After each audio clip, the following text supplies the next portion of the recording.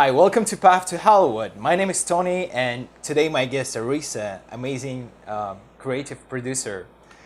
All right, You awesome. said that like I paid you to say it.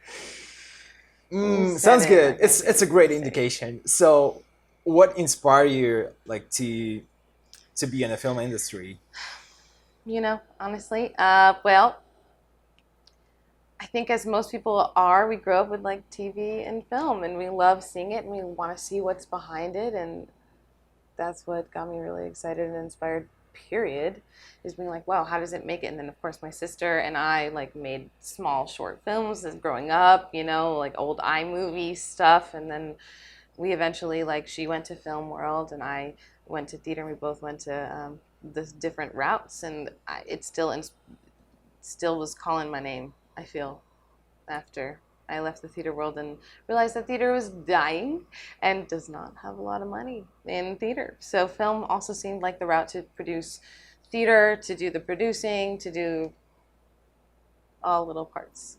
All about devised work. It's all about making things together from scratch, from an idea, from a movement, from a sound, from whatever it is. And on top of that, like you're still doing movement, some sort of singing or vocal training, and acting classes every single day, 3 times a week. And not only that, rehearsals after. Like it was a crazy environment. Like I was in work study. I did not have a single day off. Like I don't remember a single day through college where I didn't have to be up at like 8 a.m. Like really, like a lot of people had like the free period. Like it was so knowledgeable to like just understand that like work mentality. You had to keep going. I loved every part of creating my own. Like at the end of our program at UTW, you create your own 30-minute piece. You have to star in it. You have to cast all your friends, and there's 12 other people doing it at the same time, week to week to week to week. I had 3 weeks to create my project upon the time of knowing when it would happen. Like it was like a bag out of a hat. You just like choose when you and everybody like just produced. That was the coolest part, and that's what like inspired me to want to do what we're doing now. So, So where's your yeah, program name? it's called the Experimental Theater Wing, and it says there's one of seven like acting wings of NYU.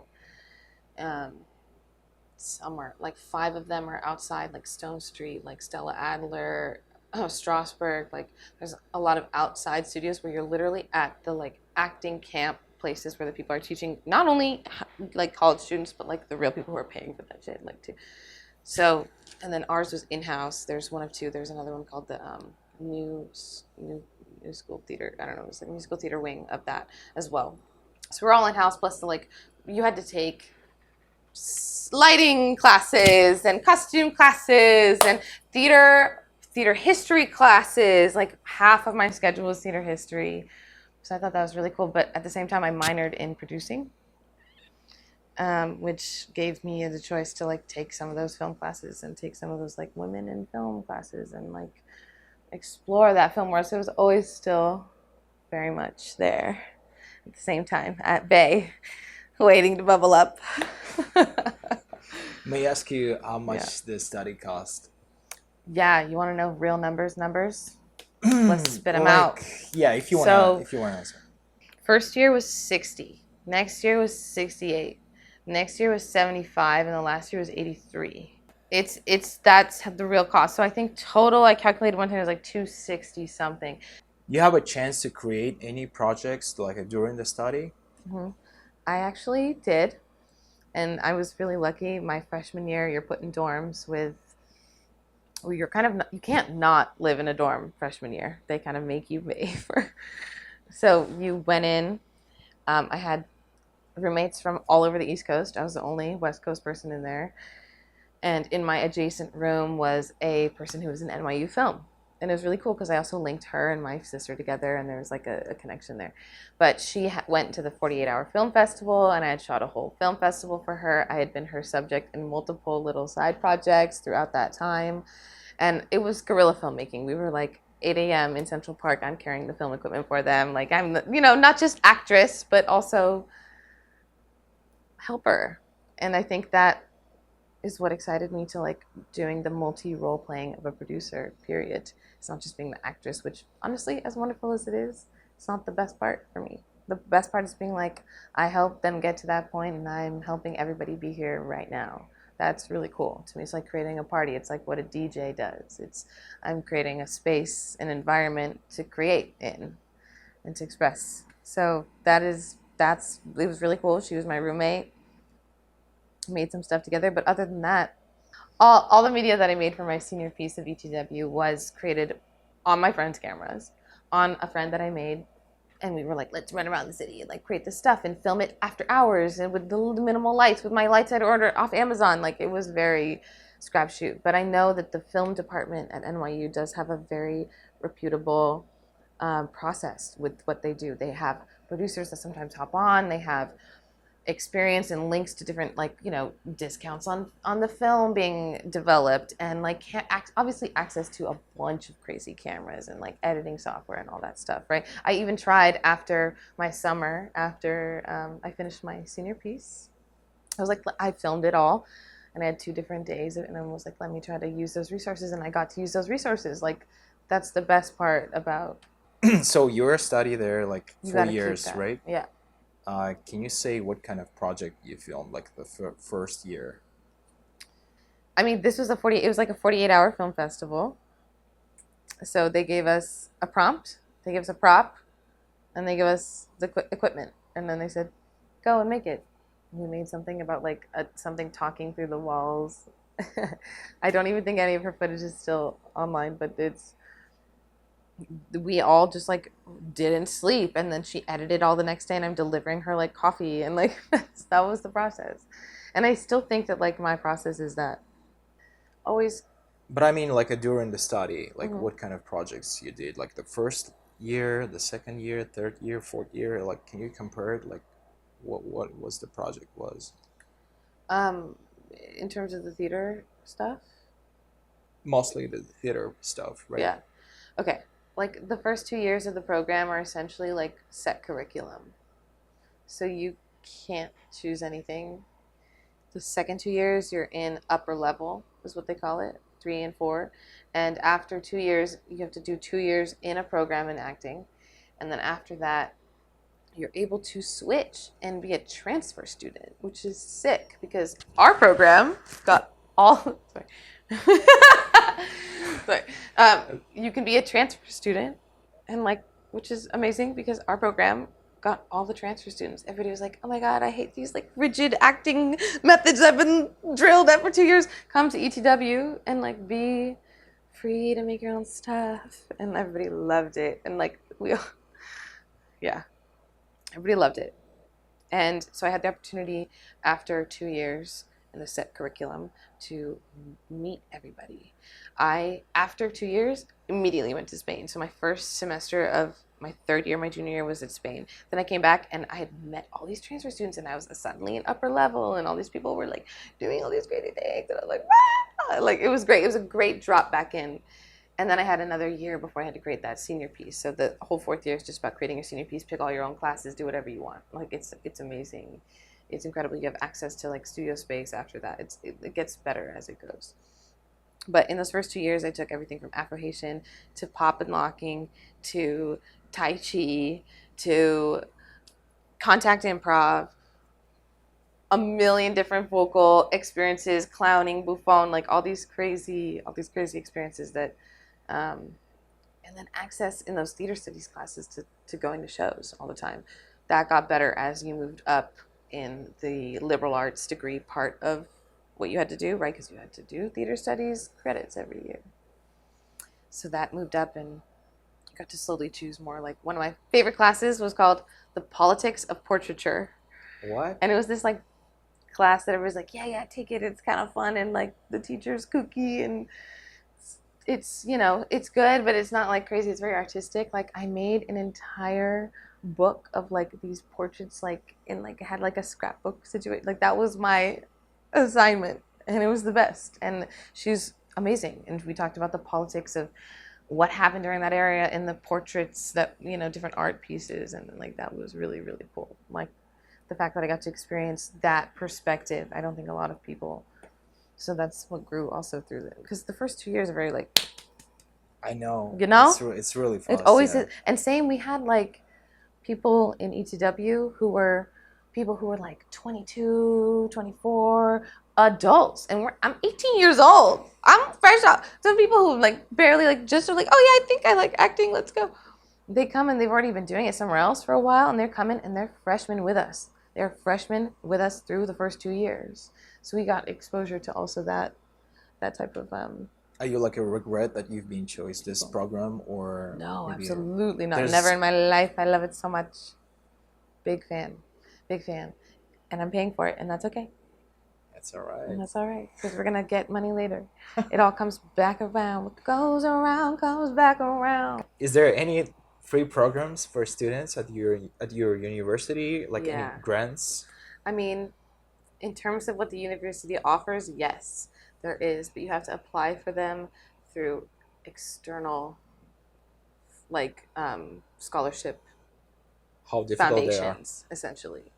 It's difficult, and the grants that they'll give you is maybe like $2,000 to $3,000 at a time of like extra money. But I know at least 5 or 6 different people that had a full ride to NYU because of the grants that they got, because of the scholarship, because of their situation, because only doing a 2 year scholarship can also benefit you. Some of those older people who had gone to community college, then applied for a scholarship, got into the 2 year program, and then had that fully paid for, right? And then did a reduced, you can, in, remember when I said you went to upper level? You can do a reduced half time. Essentially, you pay half the amount because you're only taking like 3 or 4 classes instead of doing the full 6. So that's how they made it by, and then was able to work, obviously, because they had to pay, and you know, so it's that was how you got in. That's the Then other people obviously had full scholarships, fully paid for by their parents Or by or themselves? by themselves. Whatever. Yeah, there's wherever it came from. So that Alright. was that part, but that's the grants. I'm not quite sure the NYU specifically like. Is there any difference between scholarship and grants? Yeah, grants are given to you based off of an application. So, like a theater company that's private from, or a film production company, or any company that's private from themselves, a group of students, a aspiring actor, anyone could apply for a grant. But a scholarship is something that you're getting for educational purposes. You're asking for funds for educational purposes to either apply to a program, and that's different from also applying for full ride scholarships, right? That's where you're like, hey, I'm applying for a full ride to this educational program, right? There's different scholarships, and like maybe you're going to come up with a dissertation. Essentially, you come up at the end of your studies with a giant class, like a class or a thesis. And my thesis project at the college was that 30-minute piece that we produced ourselves. It was putting that on. That was our thesis. That's what gave us the end to the all. Film students' theses were films at the end. They got full film. Boom. Applied to film festivals, applying to people were doing stuff, working with each other, making a ton of stuff for free. I think I've definitely participated in a few free film friends, just like helping out.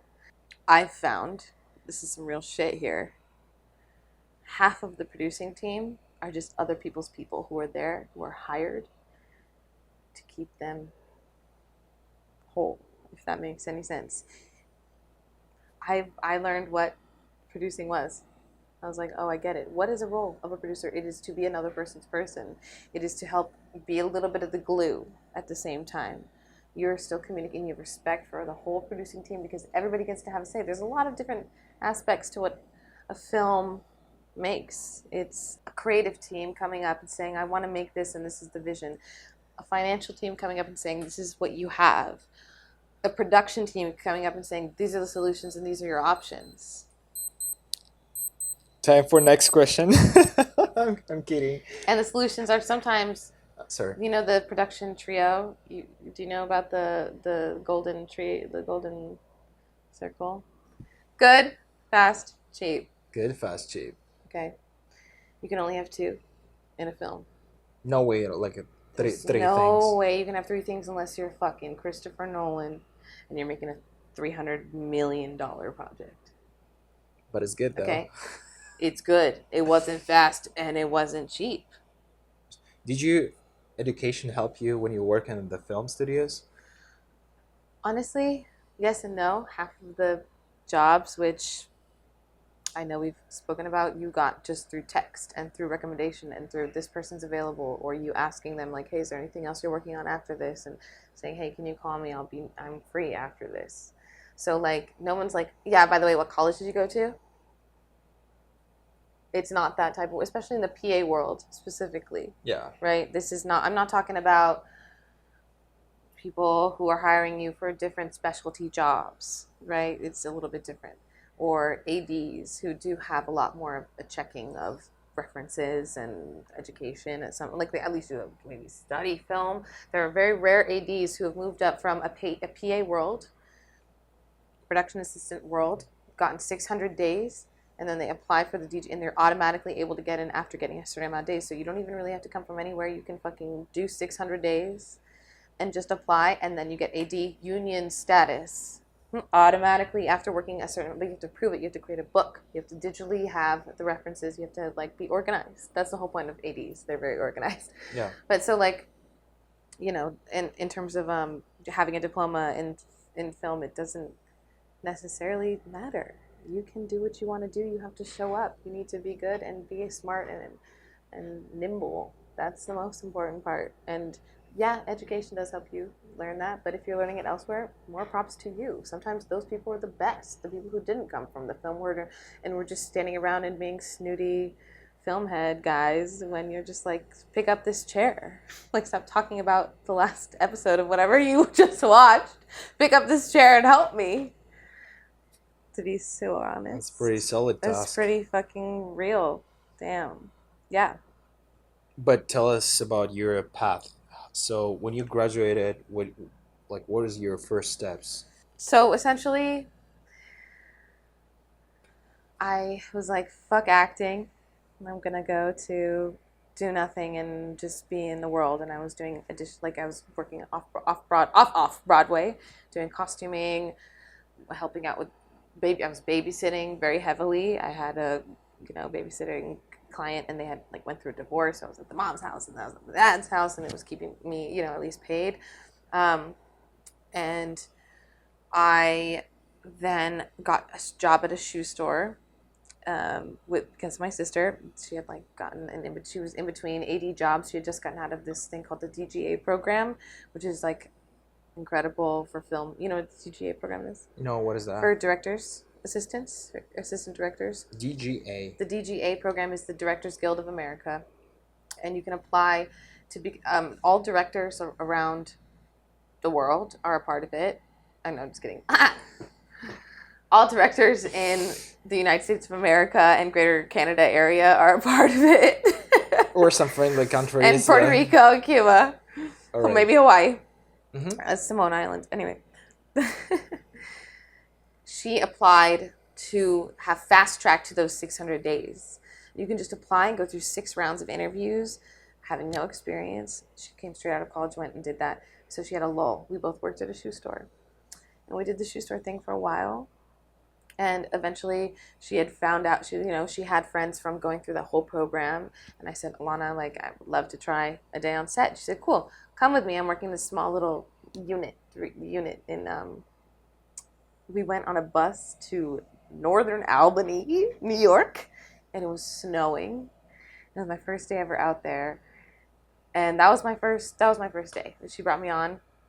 It was intense.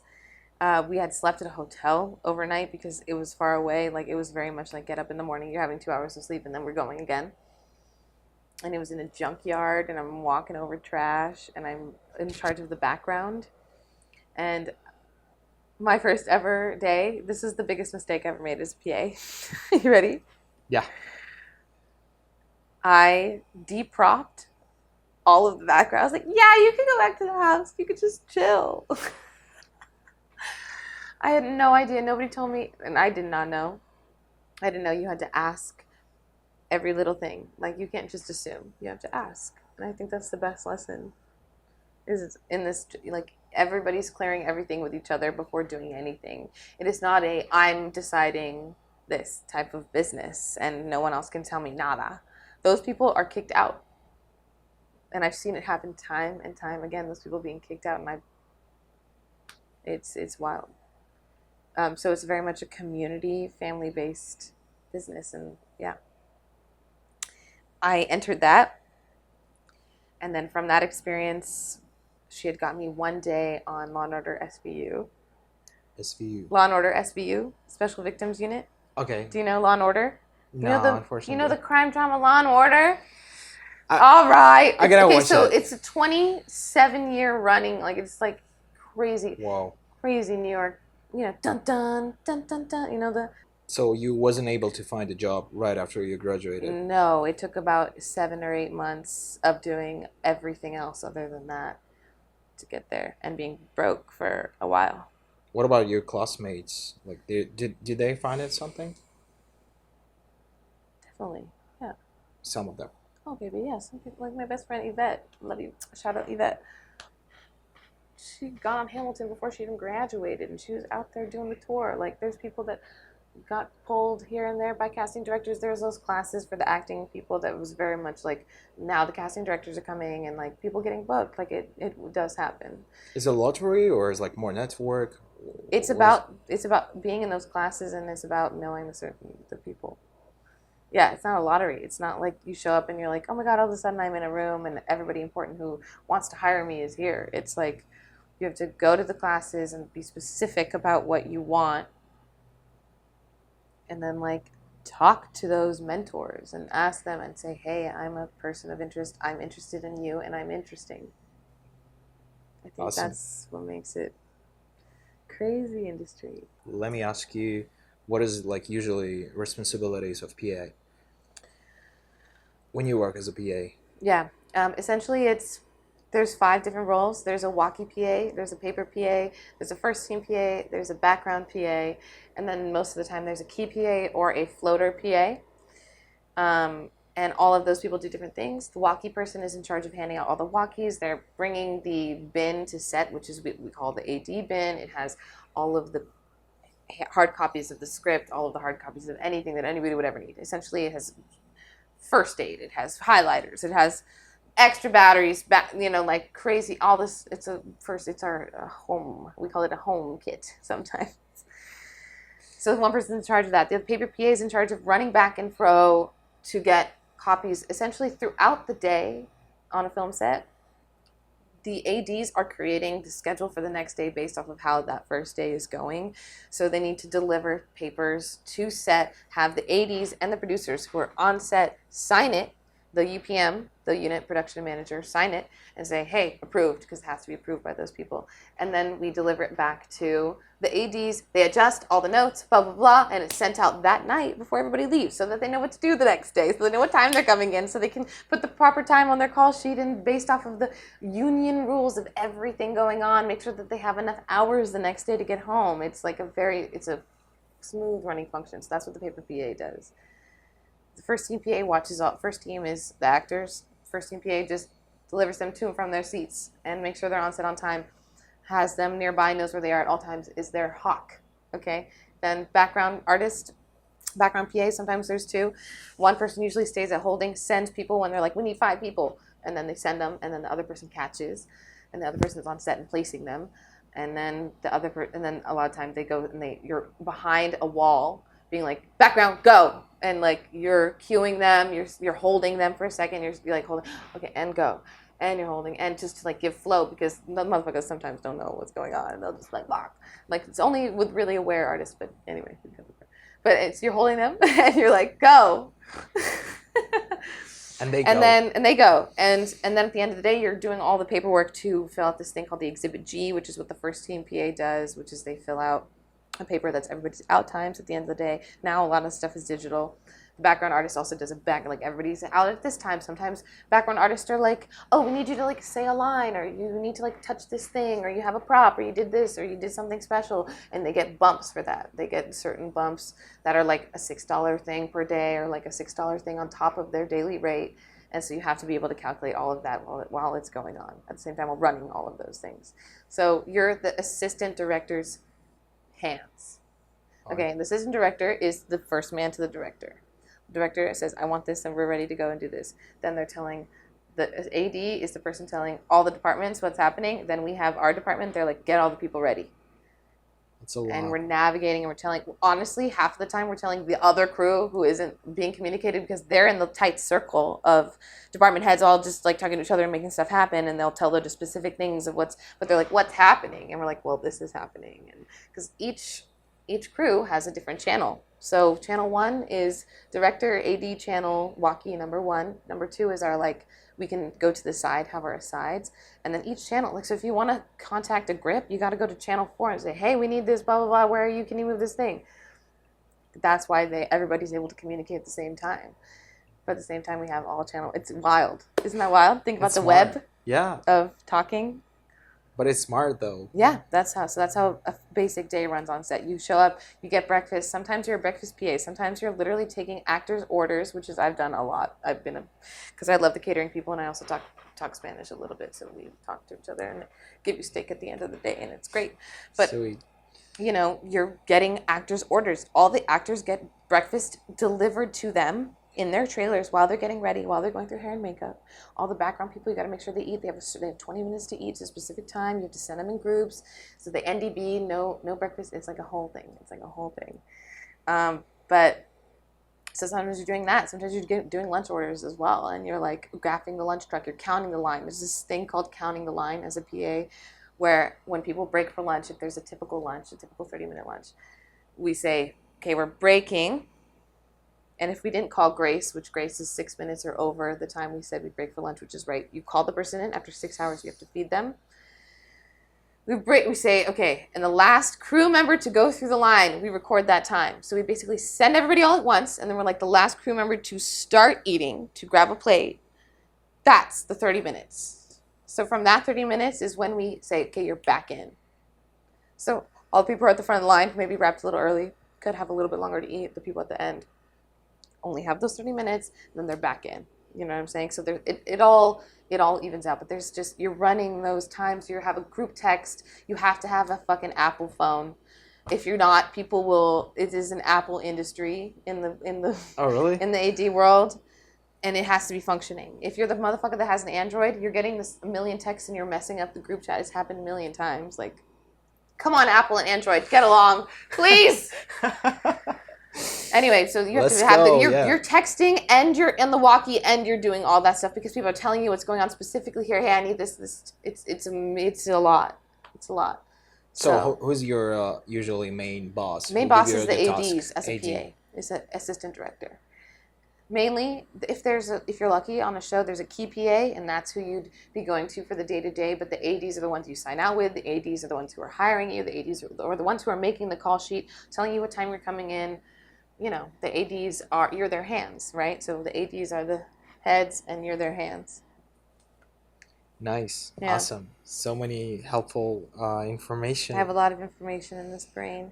So let's jump for the mistakes. So how you're improving mistakes usually? Oh, yeah. Like I How said. do you like to handle it? Oh, my God. Depropping background. Yeah, the whole not thing, being where yeah. I'm supposed to. There's been times, saying the wrong thing, doing something too early, doing something too late. But I will say the number one mistake, which is what I wanted to clarify, is the number one mistake of being a PA is saying copy to something that you heard, right? This is a way of saying, I hear you, right, is our copy. And you didn't hear it. Maybe your brain was somewhere else. Maybe you were in a conversation. They say your name and all you hear is your name and then whatever. But it is the worst mistake to have to say, hey, I need you to repeat that again, because it loses time. And I think that's the most important thing is you've just heard about all the web of how everything is functioning. It's about concise communication. And to be like, doesn't work in that world. You have to be very, got it, hear you, and then process the undertone and the sub-meaning of what they were saying without overstepping. because that's a huge mistake as well, is to overstep on someone's job, is to touch something that isn't your department, is to do these other things that have messed people up, is to say, well, that person touched my blood. And there's so many fires that the production has to put out because of overstepping.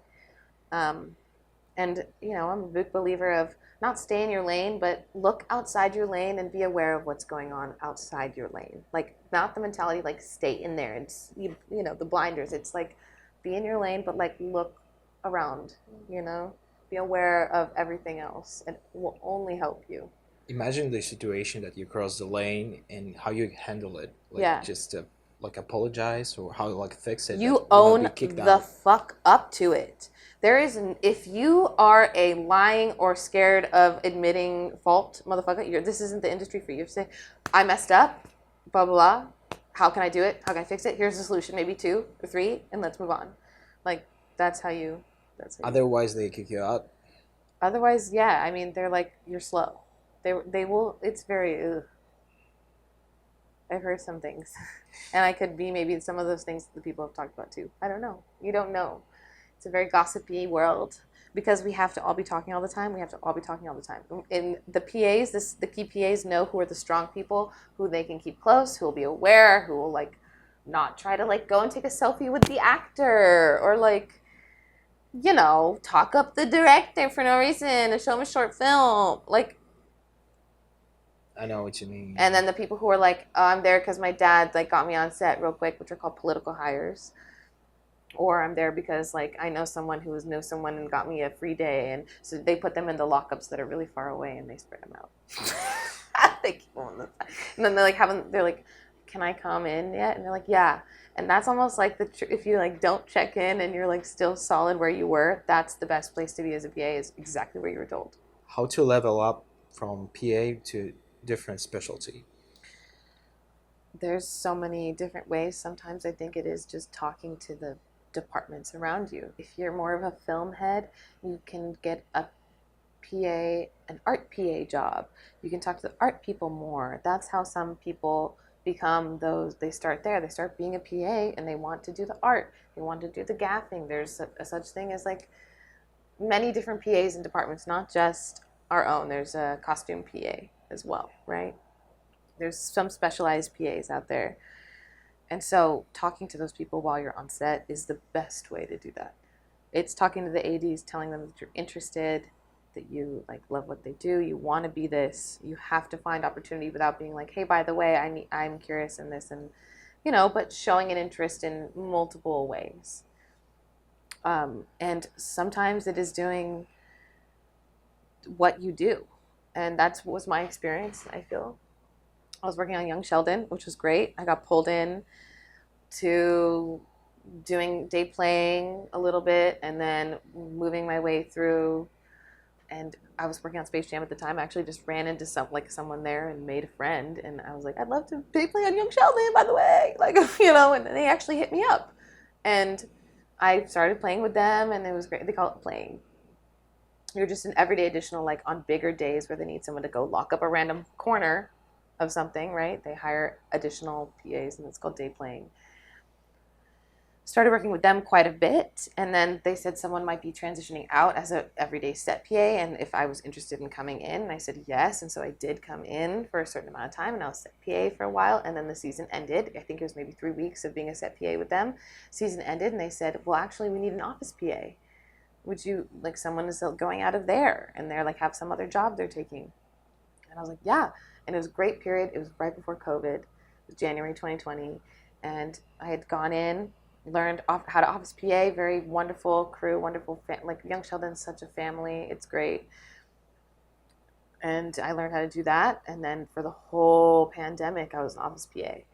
But I was a hybrid office PA because very much so we had to because we couldn't hire just random day playing PAs because of the testing, like we're in the testing rotation, right? This is a whole thing with COVID. We had to be in the testing rotation. So they used office PAs to be on set. So I was both. And I got my first taste of what it was like to be a producer. For real, for real. Watching, you know what the line producer does? He comes in, he goes into the office, He types a few emails, sends some stuff, then goes to set and make sure everything's happening fine. And that's kind of what I got to do, except it was a different level of that. It was like you're going to set at this specific time when they're moving on to this specific scene, and and then I'm an office PA still on set, and so everybody's coming to me, can you do this thing for me? Can you come and like, can you, hey, and it was the best because I like finally knew everybody's name. I knew everybody's like, everything, and that's the difference between being an office PA and a set PA. Office PA is very much, you're the first to know. Set PA, you're the last to know. It's true. That's really how it goes. Office PA, you are the production supervisor, the production manager's people. So I got to learn how to do that through there. The funnest part about Young Sheldon and the best part about that experience was literally one of the actors, Montana Jordan, he turned 18 and he had done all of his schooling from 15 to 18, all high school, with a teacher in a trailer. Okay? Oh, really? With a studio teacher. So we gave him a graduation. I was slightly helpful and in charge of designing this entire, we put the red curtains, we had the whole crew come in, dun, dun, dun, dun, dun. We gave him a full graduation, we surprised him, we threw cake in his face, we threw like foam all over him at the end, like we gave him a graduation and he didn't even know, and he was crying and everybody like knew. It was the most wonderful celebration because like that's the film industry too. Like, that's what we're talking about, and we had coordinated it all. The construction people were like, we got to clear this set. And we're like, we're making this graduation. I'm setting up chairs. Like, we're wiping everything down 6 feet apart because it's COVID. The first AD from Young Sheldon, he had texted me, and I was on a trip with my family. And it's always when you go on a trip that the opportunity calls. I was on a trip with my family, and he's like, hey, my friend's hiring for Netflix. Do you want to put in an application? I think you'd be great for it. I said yes. I went immediately. I did my whole resume on the trip. I did everything. Sent it in. Interviewed when I got back. And I got the job. And I had asked to be, moved up. I would love to have been moved up in the office. Essentially, one of the other office PAs got moved up to APOC after that because the supervisor left. There was definitely a movement happening. We all felt it. And I had asked, and they said, no, you're just going to be office PA again. So I was like, okay. So I was like, fuck yeah, I'm going to apply to this other thing. And sometimes it's just taking that risk that helps. And I did. And then I got the job. And I was at Netflix for 3 years as an executive assistant for the first year and a half. And then our title changed to, well, technically it was an executive assistant, but also an admin role. But then our title got changed to coordinator, which is cool, which is great. But we did the same thing, essentially. So what is the biggest set that you've been? Honestly, it was Tenet. This was a crazy production. Christopher Nolan, Tenet. Oh, wow. I only did an Eagle Mountain unit of Tenet, which is a 3-week period, and it was an hour outside of Coachella Valley. So they're putting you up for 3 weeks in a crappy hotel, but it's a hotel. You got it to yourself. Luckily, I was a female, so I didn't have to share with any of the male PAs. There's a lot of male PAs. There's 3 female PAs, maybe, out of the 16 PAs 16 that we had. Wow. Not including the key and all the other people. And all the second ADs, a million. It was a wild beast seeing that call sheet every day. It was 5 pages long. What is just the crew list. Usually call sheets 2. It's 5 pages long every day. So I was there, Eagle Mountain unit. They tell me to drive out, and I have to self-drive the first day. And then they're going to get us, we could drive back, and then we get the hotel key in all the situations, right? Because, it's just better that way. I drive out. I'm in an abandoned 1950s community in Eagle Mountain, an hour outside of Coachella Valley. It's behind Joshua Tree, essentially. I'm like, where the hell am I? And I walk up, and we have a circus tent of, we created a city. And I'm finally, shuttled to set, and it is a fake, the end of Tenet, the Russian fight, where they're going around the center, where they're coming out of the ground, where they're doing the helicopter shit. That was where we shot all of that. They created an entire fake city, construction built. And the craziest part is it was only big from this side. There were certain buildings that were already there, but then they created facades around it. And then they created smaller, miniature versions of the buildings just for perspective. So there was maybe a building that was 3 stories tall, but it looked like a 6-story building from perspective. And my job, one of them was, spreading out tucking construction people because there's a lot of stuff around. Those people were out there for 5 months building that shit. Whoa, 5 months. it's a lot. I was like, sometimes when they're shooting the helicopter things at the top of the hill, I had one walkie in here, one walkie in here, and my job was to communicate what Christopher Nolan was saying to the base camp people because they couldn't hear because of how far away we were and walking. And there's helicopters, and so that was the coolest part of that show was being like, holy crap, I'm responsible for relaying Christopher Nolan's words. Yes, this is what he's saying. Did you talk to them personally?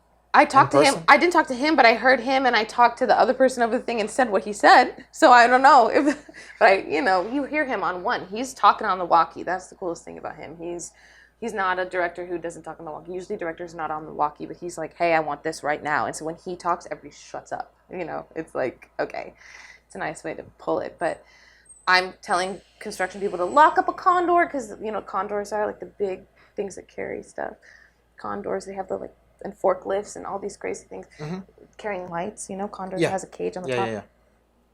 Okay, 5 minutes ETA, because I'm like, everybody move that needs to go left this much inches, okay? And then they're like, clear. You're like, all right, stop. And you're holding them there for 10 minutes, and then you're like, okay, continue the work. That was mostly what the job was. But we were in an iron field, and it was really crazy. Like, I found iron balls and magnets, and you're kind of, you're floating around quite a bit. So have you ever worked with someone with an accent on the set or with a bad pronunciation? Oh, definitely. How big is that problem? Or you can handle it? It's not that big of a problem. The most important thing is that they can communicate simple go here, hear me up, listen up, when you're going to come at this time, this is the bathroom, this is where the things are. As long as you can understand that, that's fine. I worked with background artists from Russia, from Ukraine, from Pakistan, from like everywhere, at Mexican, like that can't speak Spanish. Like there's so many people, especially a lot of Russian background artists in LA specifically. Oh, really?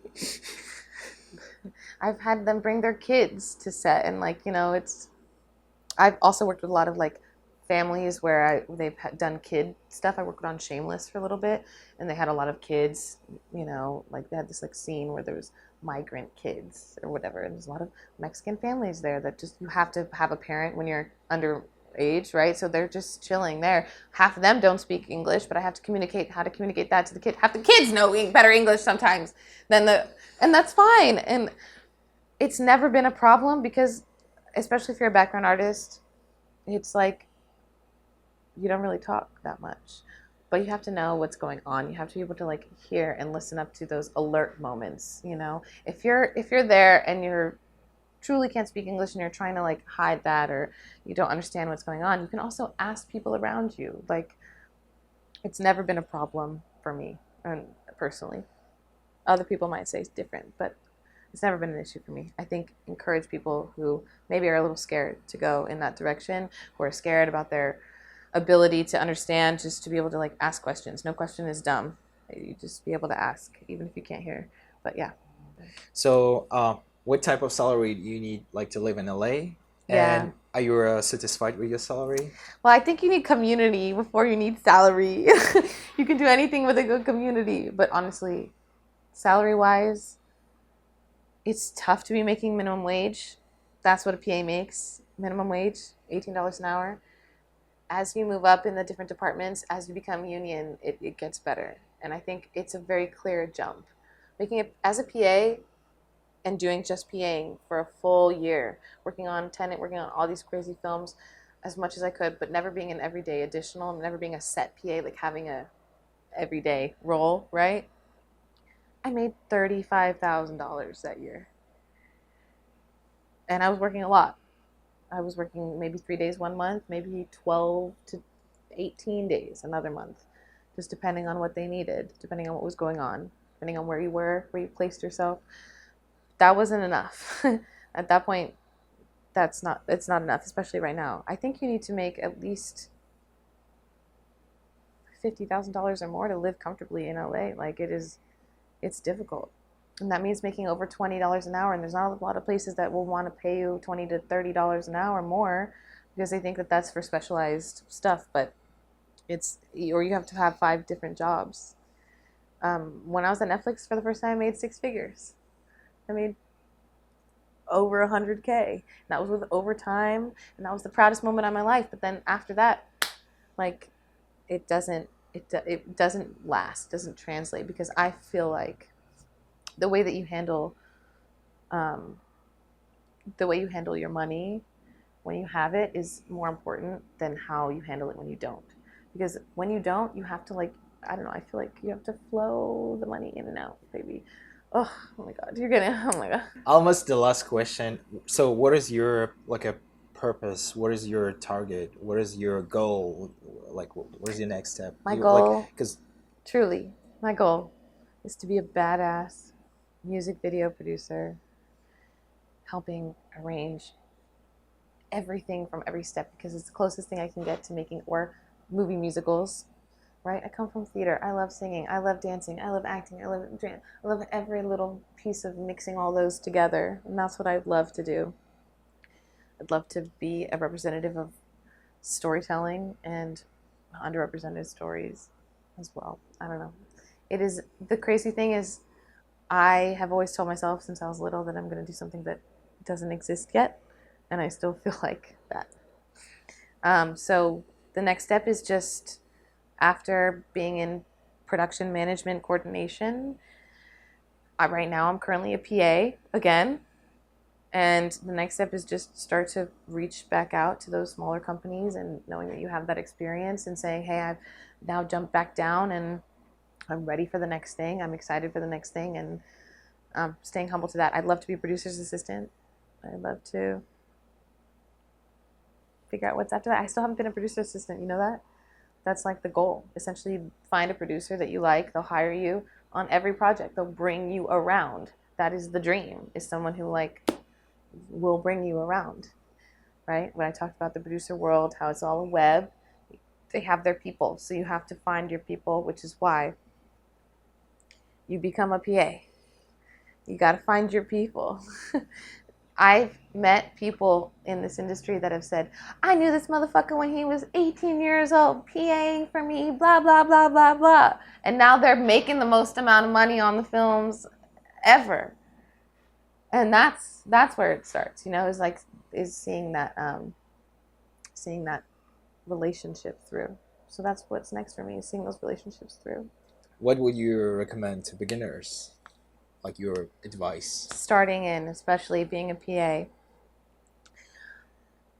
I honestly recommend relaying the information that you receive exactly how it was said and how it was told. You are a provider of information. You're also a safe bank of information. So relaying it exactly how it was received, and also relaying it like it is your information to hold. I think that's the most important thing. When you're told something on set, you say, hey, got it. You're not just like, they said this, and yeah, like, I think you should do it. That's not a way to handle yourself. You have to handle it like, I have the ring. It's the ring of power. It is being able to handle that power for little bits of time and not letting it get to you. There's been so many situations as a beginner, coming in, knowing that you're the kid at the family party that's like, come help me do this, come blah, blah, blah, blah, blah, blah. You're the person who's the helper. You pick up the stool, you help your grandma to the car. Like, you are that person for the first few years, maybe, until you can understand where you can have a better communication with the rest of the team around you, because it is a hierarchy thing. It's an age, there, as much as we don't want to admit, there are people who've been in the game. There are people who are ADs, who have AD status, but they can't find a job. And so they're PAs, and they're 30-year-old men with kids, with PAs. Like, you have to be respectful. That's the most important part too. Don't treat anybody like you wouldn't treat yourself. That camera is. That was the wonderful talk of PA life from someone who's been in and out of it. And all right. Thank you to the wonderful Tony. Thank you, Larissa. Appreciate for your We're time. gonna make some badass content with this. For sure, yeah. Yeah, conversations shall continue. If you have questions, leave them down in the comments. Welcome to Hollywood.